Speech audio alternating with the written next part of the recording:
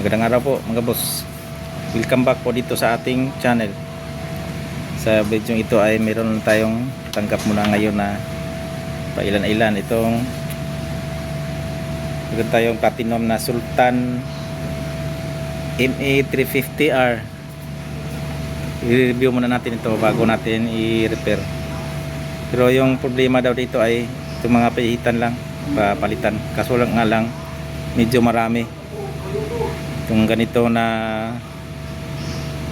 model ay medyo marami yung pihitan. Ang downside dito sa maraming pihitan ay pag pinalitan lahat medyo malaki-laki din yung gastos.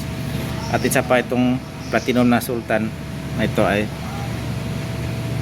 ganito yung kaniyang shop sa kaniyang mga potentiometers. Ito half moon sa sa amin na lugar ay ito ay mahirap hanapin. Meron dito sa online siguro yung bibili. Dito lahat yan, half moon lahat.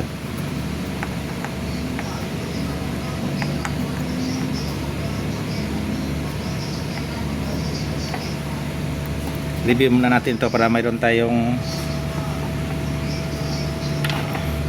review sa ganitong model na platinum. Una sa lahat, itong sa harapan, yung kanyang mic 1 at mic 2 ay meron siyang cut ng gain. Yan, 20 dB. Ayan, yung cut. Saka meron siyang separate na volume, yung balance, eco, low, mid, high. Sa mic 2 ganun din.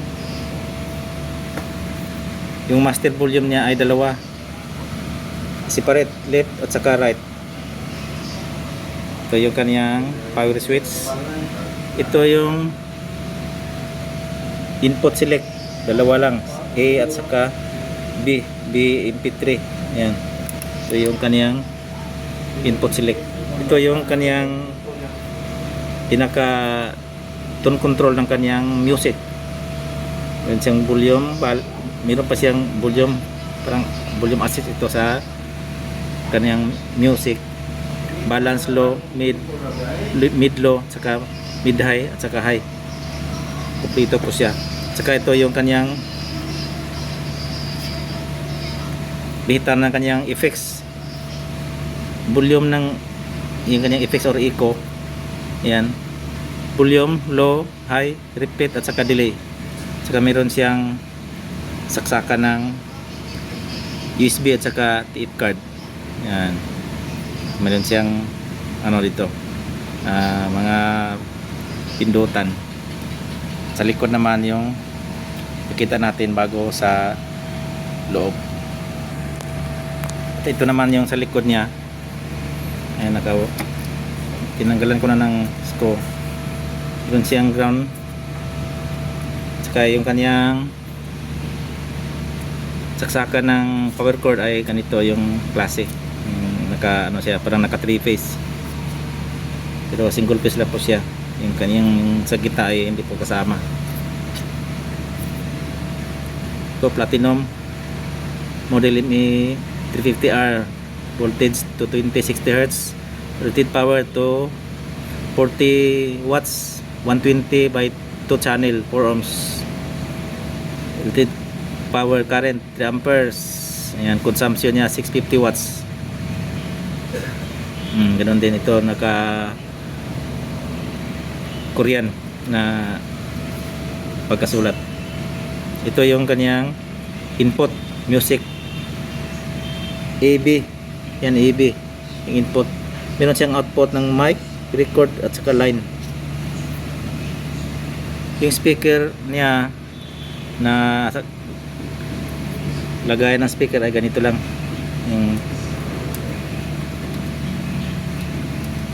ganito lang siya, yung kanyang lagayan ng speaker. Left, right. Saka meron siyang nakalagay na surround speaker sa baba. Itong sa main, taas lang. Speaker impedance minimum 8 ohms. Saka silipin natin yung sa laman sa loob. Ito naman yung sa loob niya mga boss. Meron siyang blower, saka yung heatsink. Okay naman yung heatsink na apat lang yung transistor po niya. Yung transistor po, ang pangalan ay MN1526. Pareho po siya, apat. Bali, ano to, NPN. Ano to, quasi type to na amplifier. Kasi NPN po siya lahat yung kanyang transistor. Yung capacitor po niya ay 6,800 microfarad, 63 volts, dalawa. Yung kanyang supply ng kanyang supply ay di ata makita dito. Silipin ko na lang.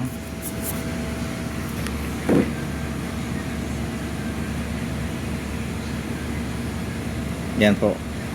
36036 yung kanyang supply ng kanyang para sa kanyang amplifier. Yung 16 volts ay sa ano yan, sa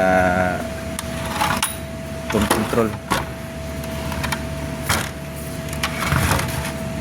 po yung kanyang pagkalagay sa kanyang mga yung kanyang board. Yan, kakaiba po siya sa mga iba po siya sa mga Sakura na at saka sa concert na mga amplifier.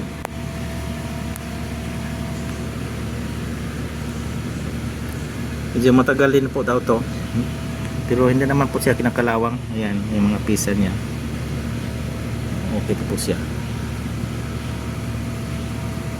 Yung papalitan lang po nito ay yung mga pihitan. Ito lang daw yung nasira kasi medyo matagal na din to.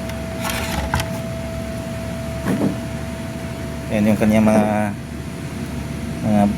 tensimeter ay naka diretso dito sa harap na plate.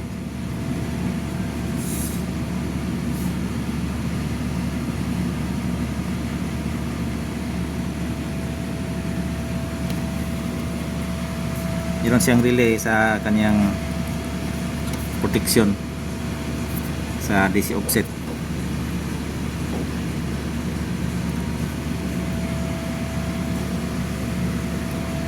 Hanggang dito lang po yung vlog po natin at maraming salamat po sa pagsusubaybay at God bless po sa ating lahat.